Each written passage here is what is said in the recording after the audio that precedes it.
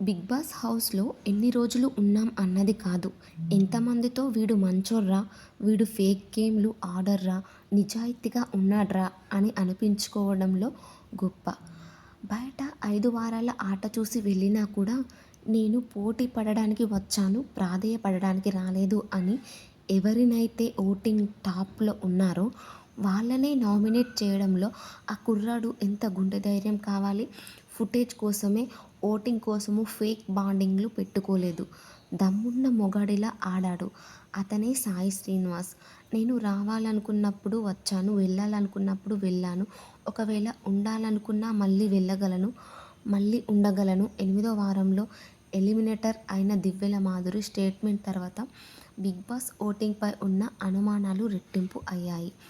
తస్సదియ్య వాళ్ళు రావాలనుకున్నప్పుడు వచ్చి, వెళ్ళాలనుకున్నప్పుడు వెళ్తుంటే మరి ఈ నామినేషన్స్ ఎందుకు? ఎలిమినేషన్స్ ఎందుకు? ఓటింగ్ ఏంటి అంటే జనాల్ని ఓటింగ్ పేరుతో గొర్రెల్ని చేస్తున్నారా? ఇలా అడిగితే అది పిచ్చి ప్రశ్నే అవుతుంది.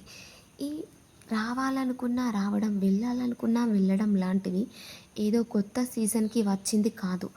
ఎన్టీఆర్ హోస్ట్‌గా చేసిన ఫస్ట్ సీజన్ నుంచే ఇది జరుగుతుంది. ఆ సీజన్‌లో కంటెస్టెంట్స్‌గా ఉన్న ఎన్టీఆర్ స్నేహితుడు సమీర్ బహిరంగంగానే తాను బిగ్ బాస్ హౌస్ నుంచి బయటకు వచ్చింది ఓటింగ్ ద్వారా కాదనే విషయాన్ని చెప్పకనే చెప్పాడు. అలా ఈ ఓటింగ్ గుట్టుని బయటపెట్టిన వాళ్ళెందరో ఉన్నారు. పైగా ఎవరికి ఎన్ని ఓట్లు వస్తున్నాయి, ఎవరు టాప్‌లో ఉన్నారు, వ్యత్యాసం ఎంత అనే విషయాలు ఎప్పుడు ఏ సీజన్‌లో చెప్పరు గనక. అంతేకాదు, అస్సలు విన్నర్ అయిన తర్వాత విన్నర్‌కి వచ్చిన ఓట్లను కూడా ప్రకటించడం లేదు. కాబట్టి ఈ ఓటింగ్‌కి ఉన్న క్రెడిబిలిటీ ఏంటో ఏ పాటికే అర్థం అయి ఉంటుంది. ఇకపోతే ఓటింగ్‌లో వీళ్ళు ఎన్ని మ్యాజిక్‌లు చేసినా కూడా ప్రతి వారం నామినేషన్స్, ఎలిమినేషన్స్, ఓటింగ్ ఇదంతా తప్పక జరగాల్సిన ప్రాసెసే కాబట్టి ఈ 9వ వారం నామినేషన్స్‌లో మొత్తం 8 మంది కంటెస్టెంట్స్ ఉన్నారు.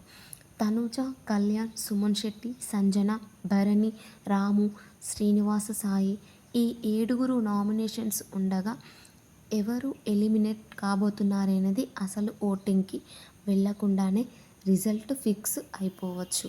ఈ వారం ఎలిమినేషన్స్ కాబోతున్నది ఎవరో కాదు, దమ్మున్న కుర్రాడు సాయి శ్రీనివాస్. ఓటింగ్ ప్రారంభమైన రోజు నుంచి ఇప్పటి వరకు లిస్ట్ ఓటింగ్‌లో ఉన్నది ఇతనే కావడంతో 9వ వారంలో పడే 10వ వికెట్ ఇతనే అనేది ఫిక్స్. ఓవరాల్‌గా జరుగుతున్న ఓటింగ్‌లో తనుజ స్పెషల్ కేటగిరీ కాబట్టి ఆమె నామినేషన్స్‌లో ఉన్నా లేనట్టే. ఆమె ఖచ్చితంగా టాప్‌లోనే ఉంటుంది. ఉండబోతుంది కూడా.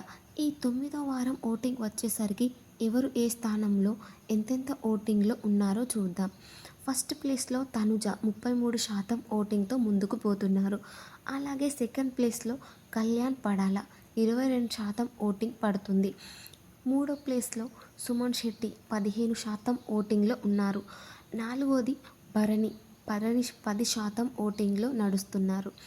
ఐదోది సంజన 9% ఓటింగ్‌లో ఉంది. సిక్స్త్ ప్లేస్‌లో రాము రాథోడ్ 8% ఓటింగ్‌లో ఉన్నాడు.